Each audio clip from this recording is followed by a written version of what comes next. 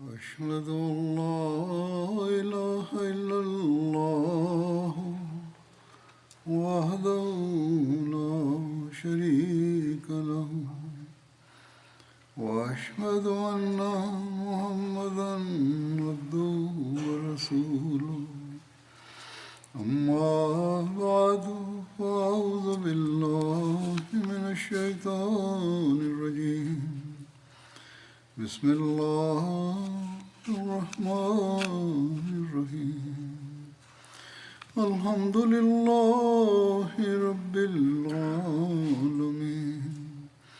الرحمن الرحيم مالك يوم الدين إياك نعبد وإياك نستعين اهدنا الصراط المستقيم صراط الذين أنعمت عليهم غير المغضوب عليهم ولا الضالين. دعوت تعوض تشهد و سوره فاتحه فرمودند در مورد حوادث جنگ احد نمونه‌هایی از فداکاری اصحاب و محبت آنان به پیامبر اکرم صلی الله علیه و آله و سلم را بیان می‌کردم. از جمله حوادثی است که مربوط به شجاعت حضرت علی رضی الله عنه است. چنانچه در مورد حضرت علی رضی الله عنه در روایتی آمده است که در جنگ احد هنگامی که ابن قمه حضرت مصعب بن عمیر رضی الله عنه را به شهادت رساند، گمان کرد که پیامبر اکرم صلی الله علیه و آله و سلم را به شهادت رسانده است. از این رو نزد قریش بازگشت و گفت که پیامبر اکرم صلی الله علیه و آله و سلم را کشته‌ام. هنگامی که حضرت مصعب رضی الله عنه به شهادت رسید، پیامبر اکرم صلی الله علیه و آله و سلم پرچم را به حضرت علی رضی الله عنه دادند. پس از آن حضرت علی رضی الله عنه و بقیه مسلمانان به جنگ ادامه دادند. حضرت علی پرچمداران کافران را یکی پس از دیگری کشتند. پیامبر اکرم صلی الله علیه و آله و سلم با دیدن گروهی از کافران به حضرت علی دستور دادند تا به آنان حمله کنند. حضرت علی رضی الله عنه عمرو بن عبدالله جمحی را کشت و آنها را متفرق کرد. پس از آن پیامبر اکرم صلی الله علیه و آله و سلم به او دستور دادند که به گروه دیگری از کافران حمله کند.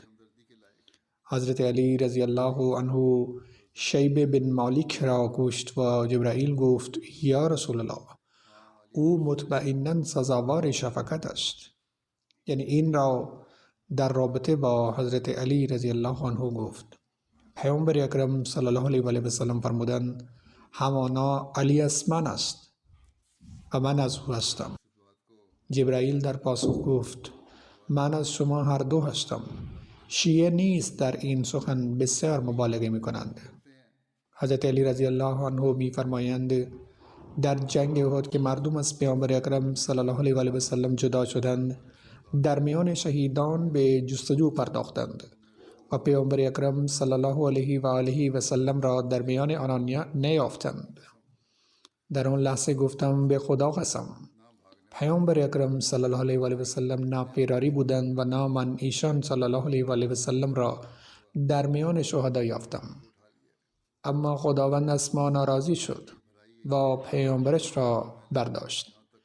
به این ترتیب اکنون تنها خیری که برای من باقی مانده است جنگیدن است تا کشته شوم.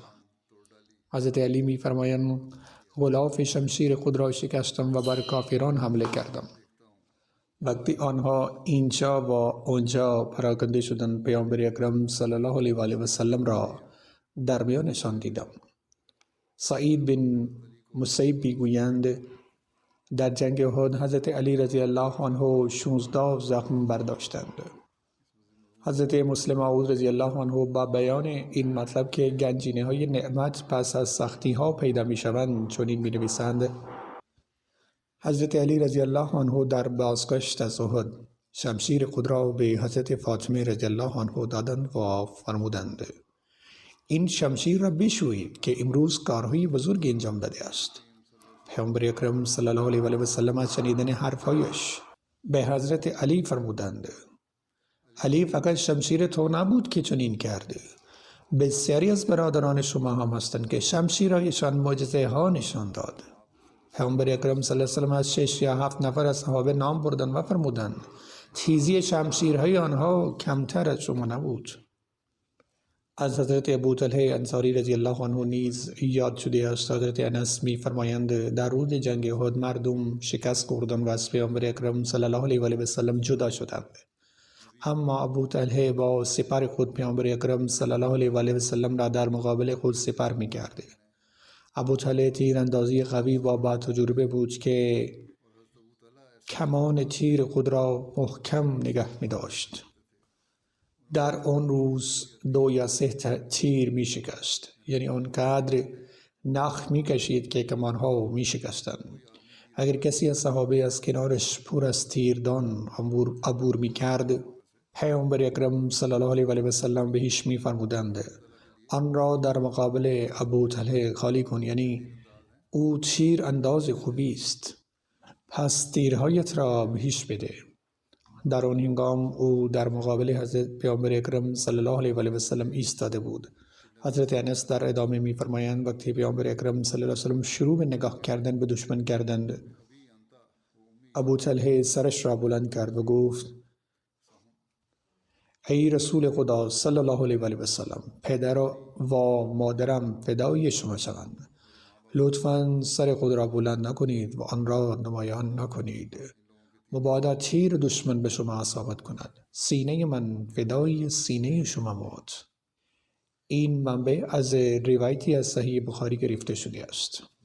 حضرت انس بن مالک روایت می‌کنند که حضرت ابو طلحه با یک سپر از پیامبر اکرم صلی الله علیه و سلم محافظت کردند. او تیرانداز حرفه‌ای بود و هرگاه تیر می‌انداخت پیامبر اکرم صلی الله علیه و سلم نگاه می‌کردند که کجا افتاده است.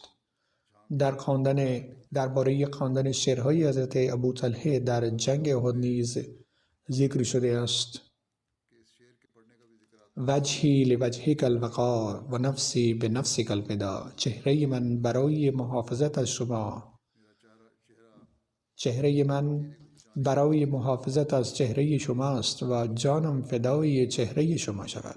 حضرت میرزا بشیر احمد رضی الله عنه درباره حضرت ابو طلحه انصاری رضی الله عنه چنین می‌فرمایند: ابو طلحه انصاری در جریان این تیرها 3 کمان را شکست و مانند صخره استوار استاد و بدن پیامبر اکرم صلی الله علیه و سلم را با سپر خود پوشانید.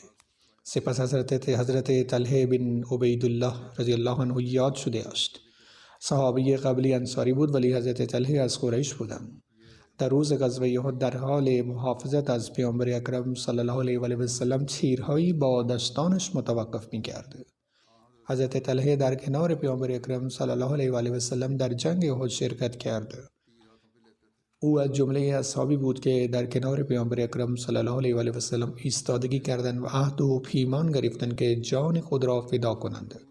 هنگامی که مالک بن زبیر تیری به سوی پیامبر اکرم صلی الله علیه و سلم پرتاب کرد، حضرت طلحه صورت پیامبر اکرم صلی الله علیه و سلم با دست خود محافظت کرد. تیر به انگشت کوچکش برخورد کرد، در نتیجه قطع شد. وقتی اولین تیر اصابت کرد از درد صدای سی در آورد. پیامبر اکرم صلی الله علیه و سلم فرمودند اگر بسم الله می گفت در حالی وارد بهش می شد که مردم او را می دیدند. جزئیات این واقعه در روایتی از سیره حلبی آمده است. قیس بن ابن حازم می گوید در روز جنگ احد دست حضرت طلحه بن عبیدالله را دیدم که در حال حفاظت از پیامبر اکرم صلی الله علیه و سلم به شدت مجروح شد. در روایتی آمده است که نیزه به او اصابت کرد و آنقدر خون جاری شد که از ضعف بیهوش افتاد. حضرت ابوبکر رضی الله عنه بر او آب پاشیدند تا به هوش آمد پس از به هوش آمدن فوراً پرسید که آیا رسول اکرم صلی الله علیه و آله و سلم خوبند؟ حضرت ابوبکر رضی الله عنه در پاسخ فرمودند بله، حالشان خوب است و خودشان مرا نزد تو فرستادند. حضرت طلحه رضی الله عنه گفت تمام حمد و ستایش از آن خداست. هر پیامبر اکرم صلی الله علیه و آله و سلم هر سختی ناچیز است. حضرت عایشه رضی الله عنها و ام اسحاق رضی الله عنها که دو دختر حضرت طلحه رضی الله عنه بودند، هر دو روایت کردند که در روز حج پدرمان 24 جراحت داشت و سرش زخم عمیق و سرخرگ پایش بریده شد و انگشتش فلج شد و جراحت باقی مانده روی نیم تنه بود و بیهوش بود. دو دندان جلوی رسول خدا صلی الله علیه و آله و سلم شکسته و صورتشان زخمی شده بود و ایشان صلی الله علیه و آله و سلم نیز بیهوش بودند.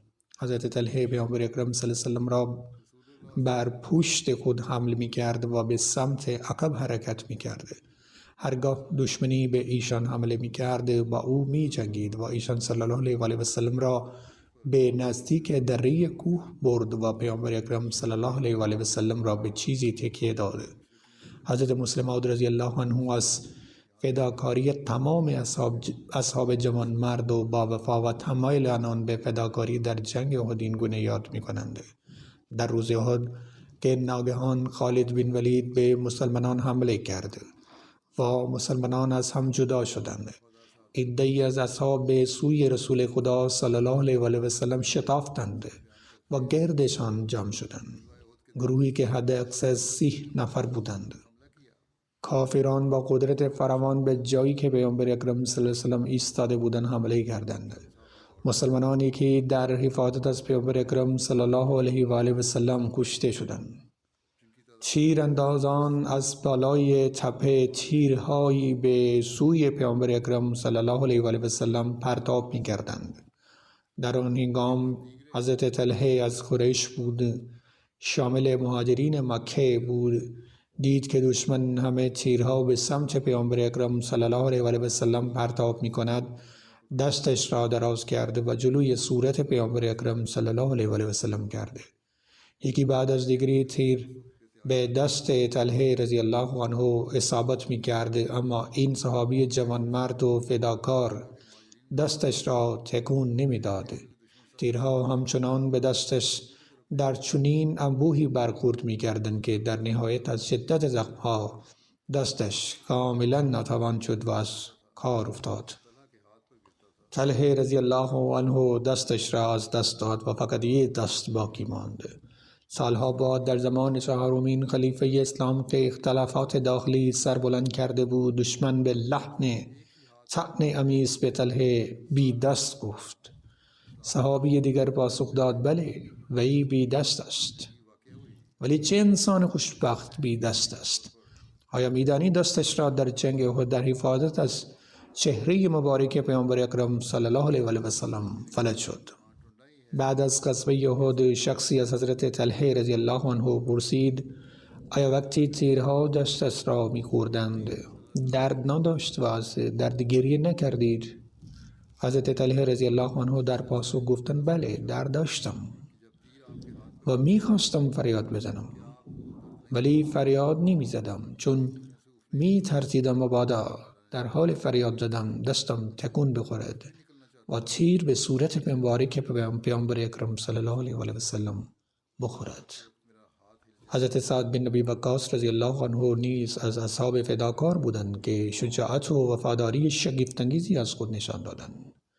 عایشه بنت سعد از پدرش نقل می‌کند که وقتی دشمن برای حمله دوم برگشت، به یک سوی دیگر رفتم و فکر کردم اگر آنها را از خودم دور کنم نجات می‌یابم یا به شهادت می‌رسم.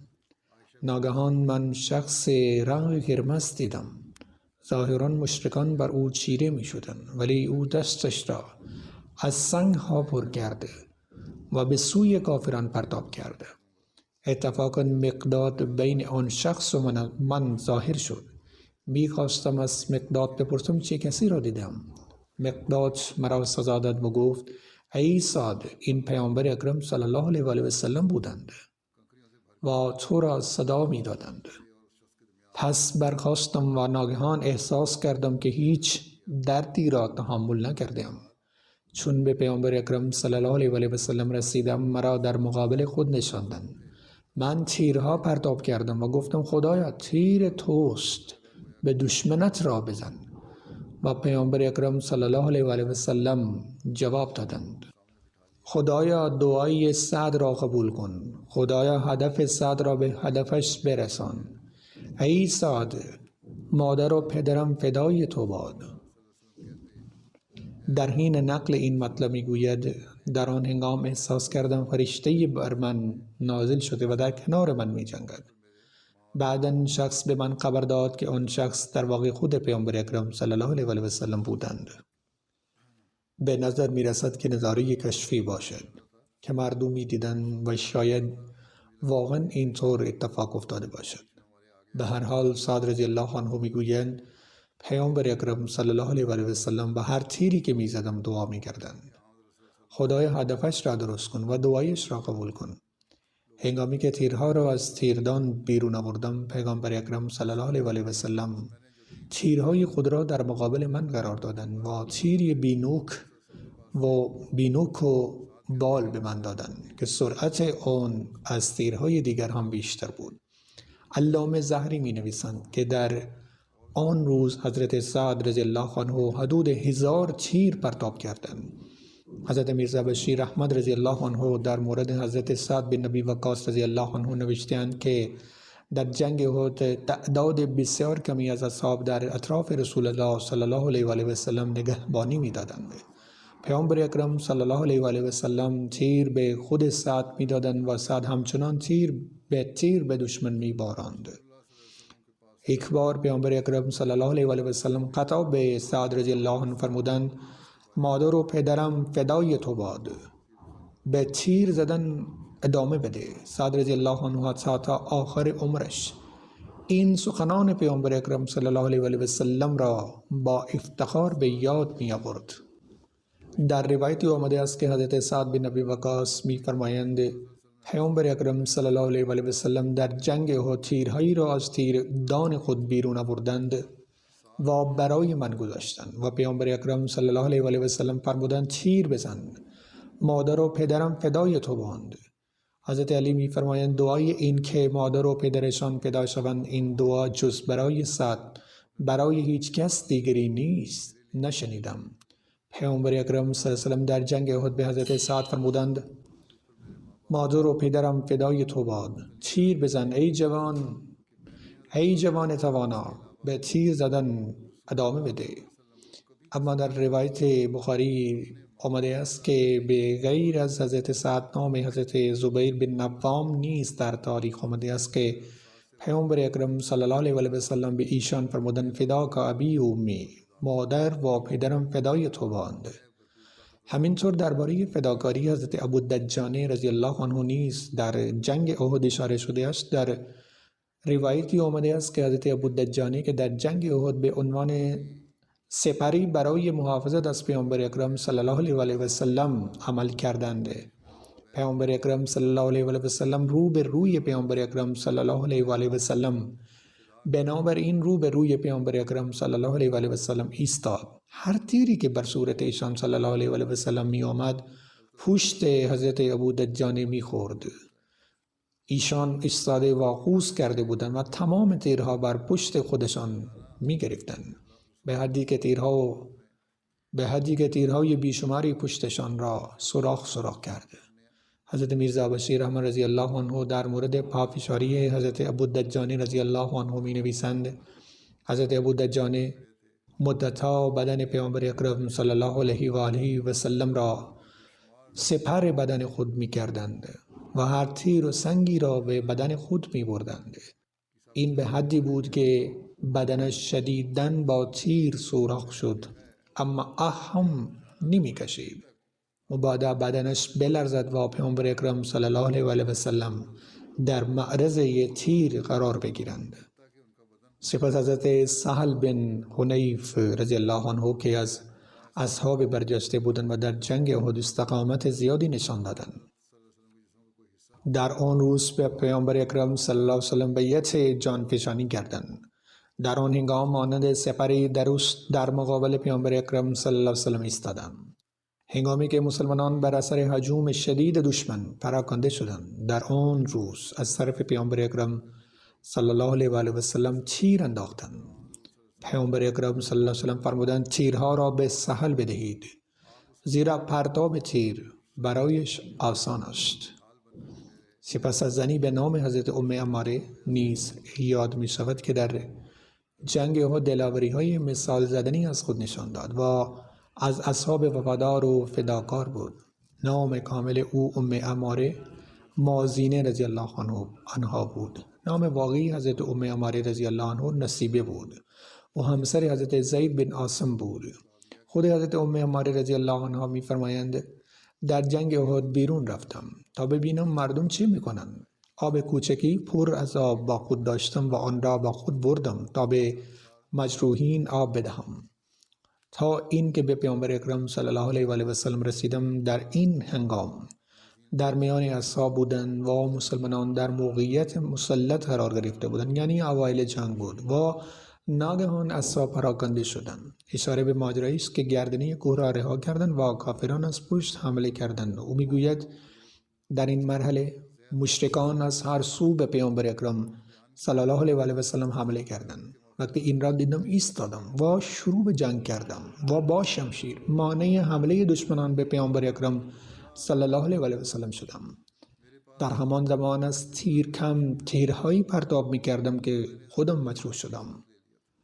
او زخم بسیار عمیقی بر روی شانه خود داشت. وقتی از او پرسیدم که چه کسی او را زخمی کرده است، گفت که ابن قمه. حضرت ام عماره می فرمایند هنگامی که اصحاب ناگهان پراکنده شدند و از پیامبر اکرم صلی الله علیه و سلم جدا شدند، او ابن قمه جلو آمد و گفت محمد را به من نشان دهید، زیرا اگر امروز زنده مانده دیگر من زنده نمیمانم. یعنی امروز یا او زنده میماند یا من زنده میمانم. وقتی نزدیک شد من و مصعب بن عمیر راهش را بستیم. در همین لحظه به من حمله کرد و زخمی شدم. یعنی این جراحت کتف را میپرسی او بود که این کار را کرد. من سعی کردم ضربات زیادی بزنم، اما آن دشمن خدا دو لایه ذره پوشیده بود. برخی از علما نوشتند که در روز جنگ احد حضرت نصیبه رو به پیامبر اکرم صلی الله علیه و آله و سلم کرده و فرمودند خداوند بر تمام اهل بیت شما رحمت کند.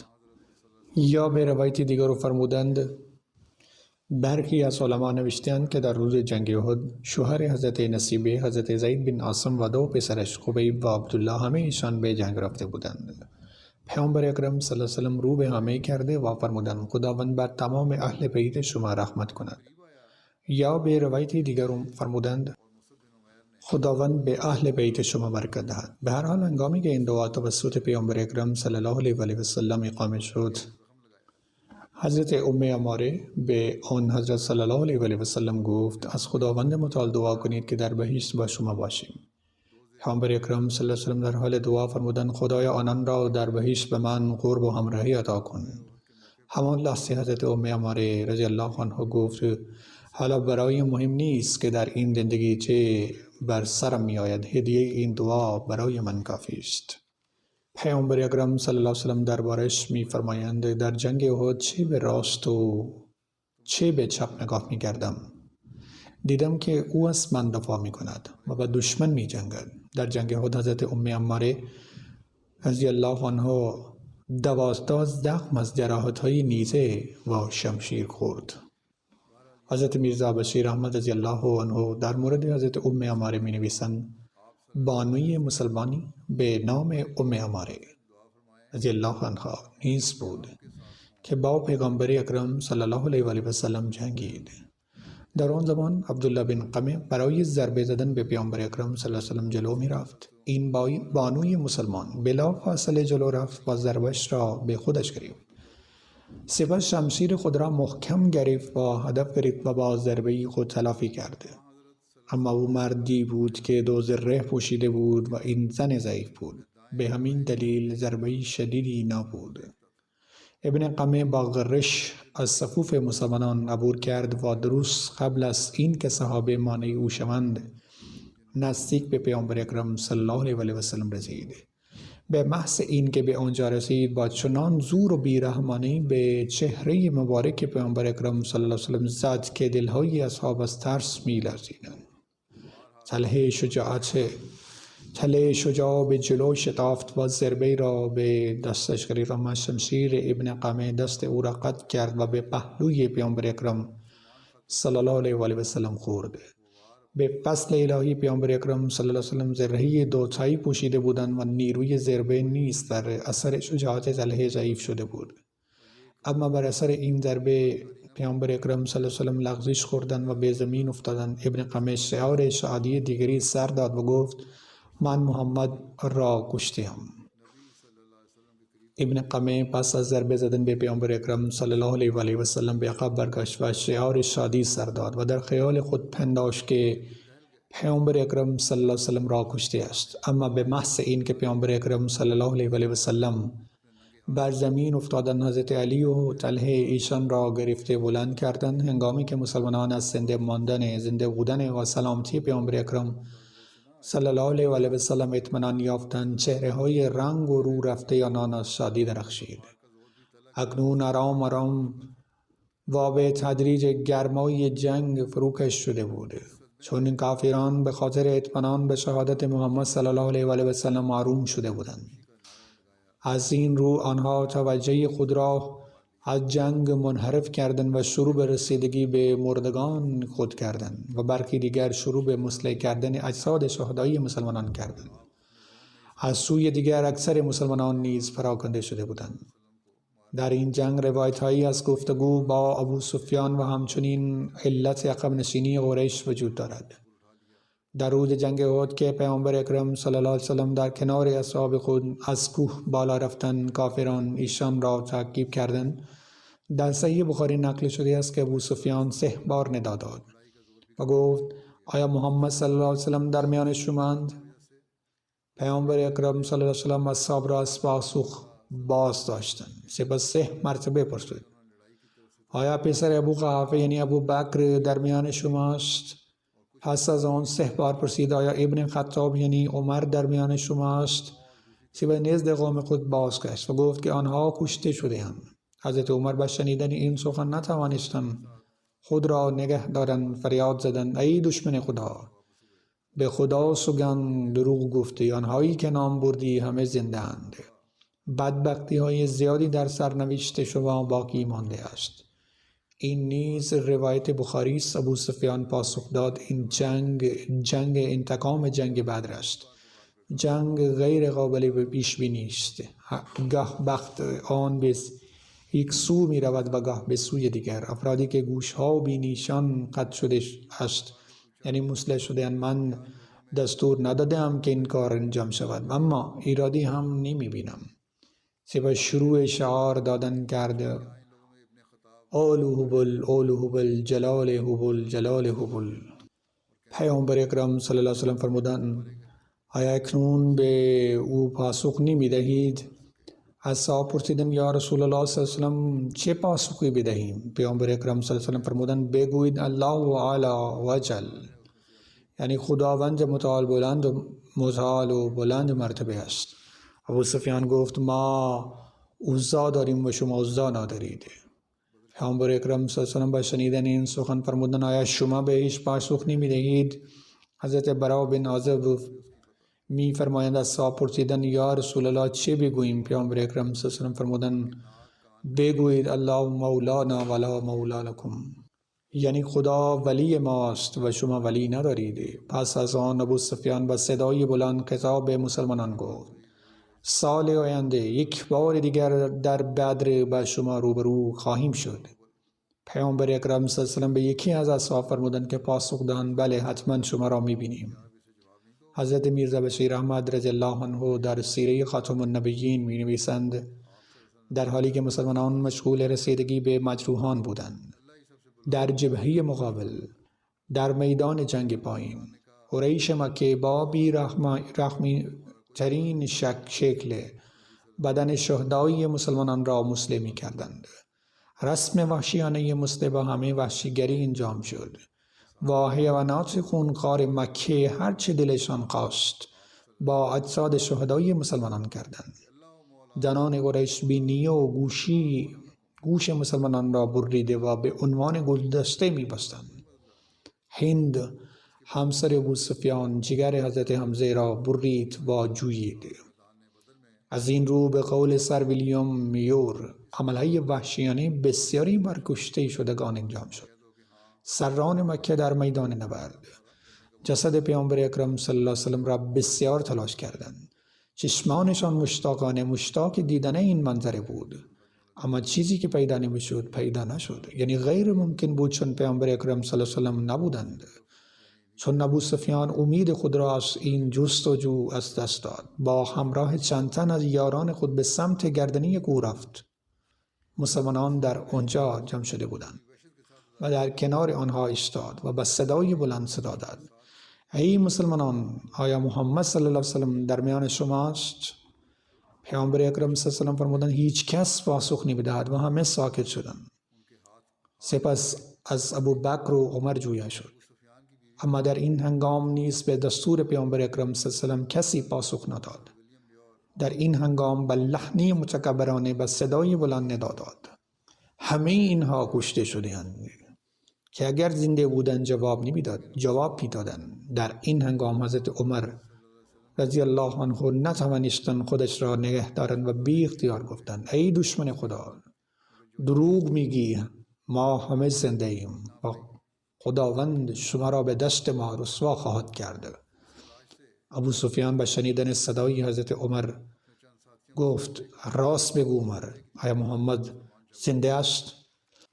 به راستی حضرت عمر رضی الله عنه گفتند: به فضل خدا زنده اند و به تک تک سخنان شما گوش میدهند. ابو سفیان با صدای خفی پرسید: آیا ابن قمه دروغ گفته است؟ چون شما راستگوتر هستید. از این سخن ابو سفیان فریاد زد: اول هبل، یعنی ای هبل، نام تو سربلند باشد. به دستور پیامبر اکرم صلی الله علیه و آله اصحاب سکوت کردند، چون پیامبر اکرم صلی الله علیه و آله و سلم آنها را نهی کردند. اما پیامبر اکرم صلی الله علیه و سلم که به نام خود دستور سکوت داده بودند، ولی با شنیدن بت در برابر نام خداوند متعال بیقرار شدند. پیامبر اکرم صلی الله علیه و آله و سلم فرمودند: چرا پاسخ نمی‌دهید؟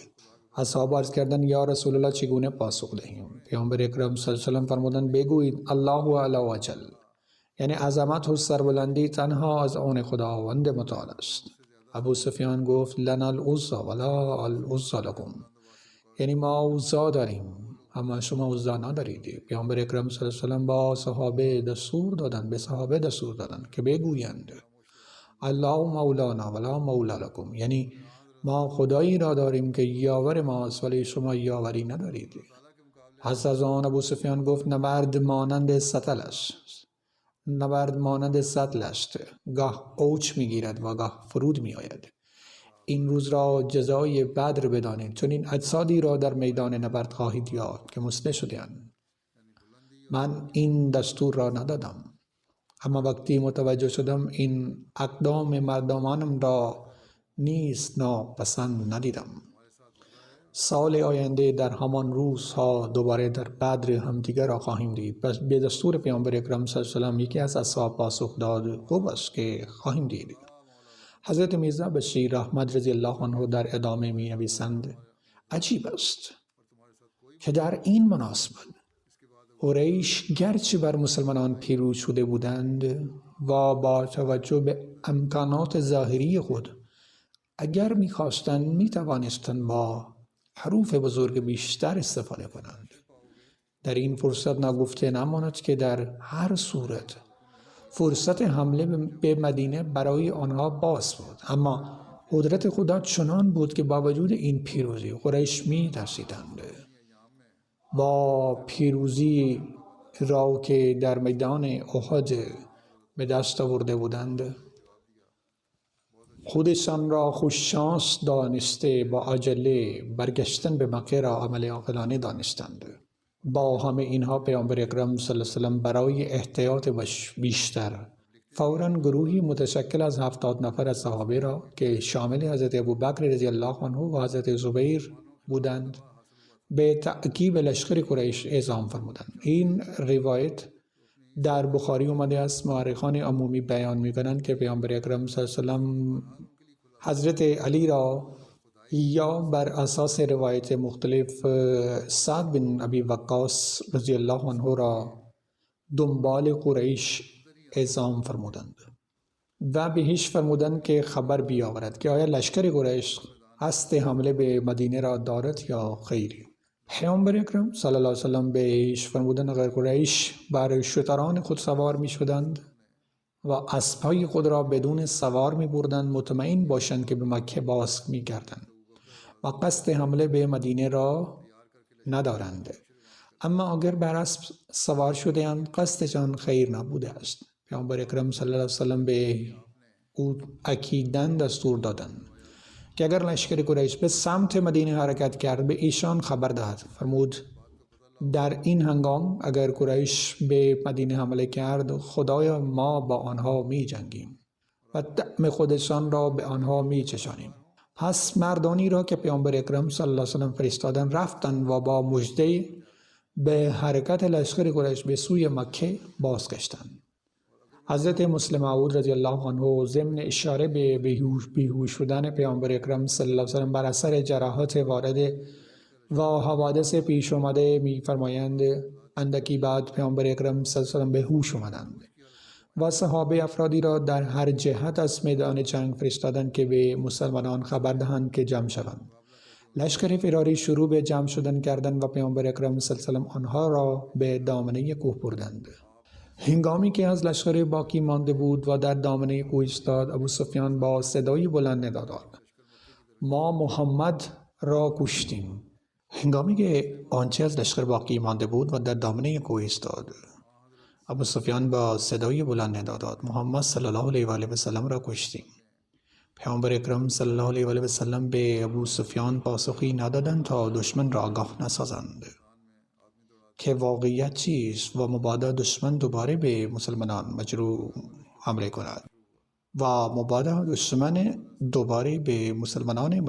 کند ابو سفیان چون از سپاه مسلمانان پاسخی دریافت نکرد یقین پیدا کرد که گمان درست است و با صدای بلند گفت: ما ابوبکر را هم کشتیم. سپس ابو سفیان گفت: ما عمر را هم کشتیم. عمر رضی الله عنه که مردی بسیار پرشور بود میخواست پاسخ دهد: به فضل الهی با زنده و آماده جنگ با شما هستیم. اما پیامبر اکرم صلی الله علیه و آله و سلم او را از این کار منع کردند و فرمودند که مسلمانان را در تنگنا قرار ندهد و سکوت کند. اکنون کافران مطمئن شدند که بنیانگذار اسلام و دست راست و چپش را کشته‌اند. در این هنگام ابو سفیان و یارانش با صدای بلند شعار دادند: اولو هبل، عزت بوت بزرگوار ما هبل که امروز اسلام را شکست دادیم. حضرت مسلم موعود رضی الله عنه در ادامه می‌فرمایند پیامبر اکرم صلی الله علیه و آله و سلم که هنگام اعلام رحلت خود و رحلت ابوبکر و عمر رضی الله عنهما توصیه به سکوت فرموده بودند، شاید لشکر دشمن به عقب برگردد و به مسلمانان مجروح شده حمله کند و اینطور تعداد انگشت شماری از مسلمانان باقی مانده به شهادت برسند. اما اکنون که عزت خدای یگانه زیر سوال رفت و شعار شریک برای خدا در میدان جنگ بلند شد، روحشان مضطرب شد و با شور و اشتیاق فراوان رو به اصحاب کردند و گفتند: چرا پاسخ نمی‌دهی؟ صحابه گفتند: ای رسول خدا چه بگوییم؟ پیامبر اکرم صلی الله علیه و آله و سلم فرمودند: بگویید الله اعلی اجل، الله اعلی اجل. عظمت و بزرگی از آن خداست. وقتی میگویید هبل عالی است دروغ میگویید، دروغ میگویید. خدایی که یگانه است و شریکی ندارد، گرامی و بزرگ است. اینطور پیامبر اکرم صلی الله علیه و سلم نیز به آنان خبر دادند که ایشان هنوز زنده‌اند. این پاسخ متحورانه و شجاعانه چنان تأثیر عمیقی بر لشکر کافر گذاشت که علیرغم این که امید آنها در نتیجه به این پاسخ به خاک ریخته شد و با وجود این که تعداد انگشت شماری از مسلمانان مجروح در مقابل آنها ایستاده بودند و با تمام امکانات مادی حمله کردن و کشتن آنها برای آنها آسان بود، آنها شهامت حمله دیگری را نداشتند. آنها به هر درجه از پیروزی که قبلا رسیده بودند خوشحال شدند و به مکه بازگشتند. حضرت مسلم موعود رضی الله عنه در موارد مختلف از جهات مختلف به این واقعه اشاره کرده‌اند که انشاءالله در آینده به آن اشاره خواهد شد. همانطور که پیوسته یادآوری کرده‌ام، همچنان برای وضعیت عمومی فلسطینیان دعا کنید. برخی اخبار حاکی از آن است که شاید تلاشی برای پایان دادن به جنگ در غزه انجام می شود و شاید دولت اسرائیل با این امر موافقت کند. با این حال به نظر می رسد که احتمال وقوع جنگ در مرز لبنان در حال افزایش است که بر فلسطینیان در کرانه باختری تأثیر می‌گذارد. در دولت‌های غربی عصری از عدالت نیست. اکنون مفسران غربی آشکاراً اعلام می‌کنند که بی‌عدالتی‌ها از همه حد و مرز فراتر رفته است. رؤسای جمهور ایالات متحده فقط برای بهبود اقتصاد خود به این جنگ دامن می‌زنند، زیرا این کار باعث افزایش درآمد آنها از طریق تجارت اسلحه می شود. اکنون تحلیلگران خودشان می گویند که امریکا برای بهبود اقتصادی خود سعی در تلاش این جنگ و ایجاد بی‌نظمی در جهان دارد. آنها متوجه نمی شوند که نمی توانند از خشم خداوند متعال در امان باشند. احمدی ها باید از طریق دعا و تماس با مخاطبین خود نقش خود را برای جلوگیری از این جنایات ایفا کنند. اخیراً همچنین اخباری منتشر شد که مبنی بر این که ایالات متحده و انگلیس کمک مالی به یک آژانس سازمان ملل را که کمک می کند اخیراً همچنان منتشر شد مبنی بر این که ایالات متحده و انگلیس کمک مالی به یک آژانس سازمان مللی را کمک می کنند دیگر متوقف کردند. آنها از این کار خودداری کردند زیرا 11 تا 12 نفر از اعضای حماس با آنها در تماس بودند و در نتیجه این بی‌عدالتی را انجام می دهند که به فلسطینی ها کمک نمی کنند. این چیزی نیست جز درپانها برای وادار کردن فلسطینی ها. اما جای تعجب است که اگر جهان غرب کمک‌های خود را متوقف کرده، چرا هیچ یک از کشورهای مسلمان که دارای ثروت نفت هستند اعلام نمی‌کنند که در عوض کمک‌های خود را کمکان کرده. آژانس سازمان ملل متحد اعلام کرده است که اگر هیچ کمکی دریافت نکنند پس از ماه فوریه نمی‌توانند هیچ کمکی ارائه کنند. باشد که خداوند متعال به این کشورهای مسلمان توفیق دهد تا نقش خود را ایفا کنند و بی‌نظمی در جهان پایان یابد. اکنون خطر جنگ با ایران نیز وجود دارد. به همین ترتیب برای احمدی ها در یمن دعا کنید. یک احمدی مخلص آنجا در حین زندان یا اسارت به دلیل عدم رسیدگی مناسب جان باخت.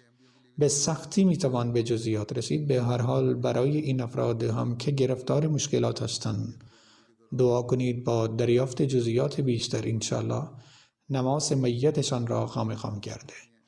برای احمدی ها در پاکستان هم دعا کنید. احمدی ها همیشه هدف منافع سیاسی خود قرار می گیرند. به همین ترتیب جماعت نیز تهدیدهایی از سوی گروه‌های افراطی خاص مواجه است. اعضای جماعت در هر کجا که هستند در پاکستان با خطر دوگانه روبرو هستند. یکی به دلیل شهروندی و دیگر به دلیل احمدی بودند. برای احمدی ها در ربوه و سایر شهرها دعا کنید. خداوند متعال آنها را در پناه خود نگه دارد. باشد که شر ظالمان را به آنها برگرداند. خداوند متعال احمدی ها را در هر کشوری حفظ کند. باشد که دنیا به این واقعیت پی ببرد که راهی جز توسل به خداوند متعال وجود ندارد. تنها راه زنده ماندن آنها این است که خدا را بشناسند و فرستاده او را بپذیرند.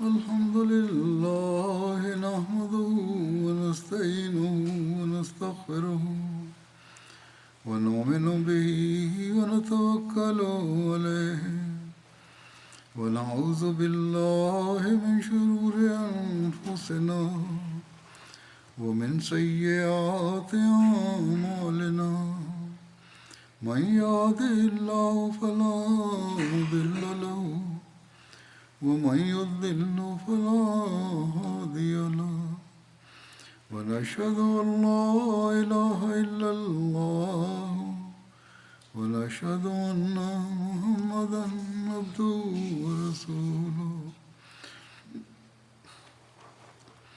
عباد الله رحمكم الله إن الله يأمر بالعدل والإحسان وإيتاء ذي القربى وينهى عن الفحشاء والمنكر والبغي يعظكم لعلكم تذكرون اذكروا الله يذكركم وادعوه يستجب لكم ولذكر الله أكبر.